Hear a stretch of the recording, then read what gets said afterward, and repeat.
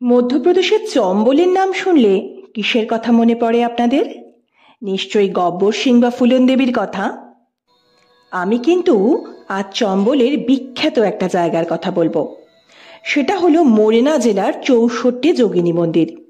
গোয়ালিয়র থেকে প্রায় ৩৪ কিলোমিটার যাবার পর আসে মিতাওয়ালি। এখানে এসে আপনি ১৩০০ শতকের ঘ্রাণ পাবেন, যেখানে গণিত, জ্যোতিষশাস্ত্র সঙ্গে তন্ত্রমন্ত্র সাধনারও গন্ধ পাওয়া যায়।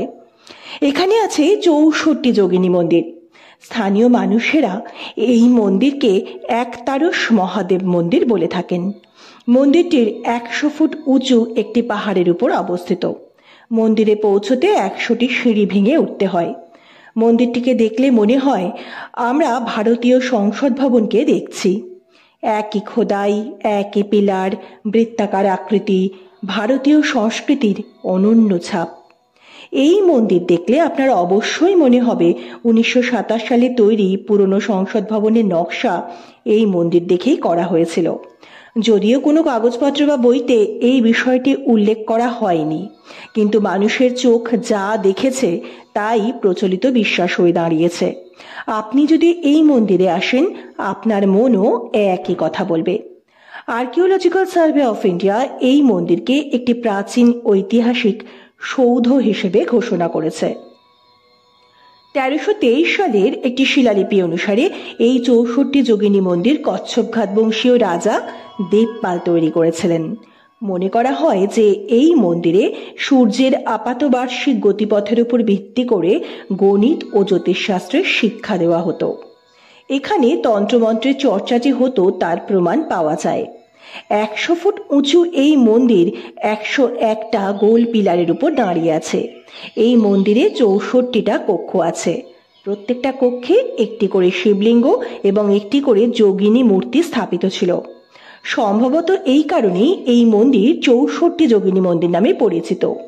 কিছু কিছু যোগিনী মূর্তি চুরি করা হয়েছে, আবার কিছু কিছু যোগিনী মূর্তির ক্ষতি করা হয়েছে। সেই জন্য যতগুলো মূর্তি অক্ষত আছে সেগুলো দিল্লিতে সংরক্ষণের জন্য রাখা হয়েছে। মন্দিরের দেওয়ালে প্রাচীন হিন্দু দেবদেবীদের খোদাই করা মূর্তি দেখতে পাওয়া যায়।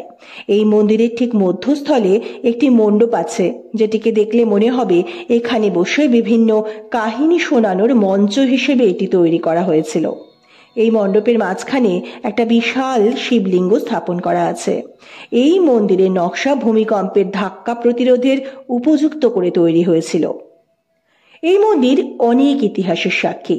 অনেক প্রাকৃতিক বিপর্যয়, লুটপাটকারীদের লুণ্ঠন, ভূমিকম্প সব সহ্য করে মাথা তুলে দাঁড়িয়ে আছে এই ৬৪ যোগিনী মন্দির। যেন মহাদেব নিজে উপস্থিত থেকে এই মন্দিরকে রক্ষা করছেন।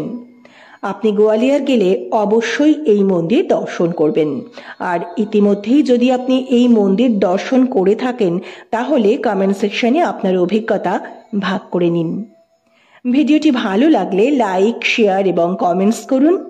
যারা এখনো সাবস্ক্রাইব করেননি তারা চ্যানেলটি সাবস্ক্রাইব করে জুড়ে থাকুন রিয়েল রহস্যের সঙ্গে।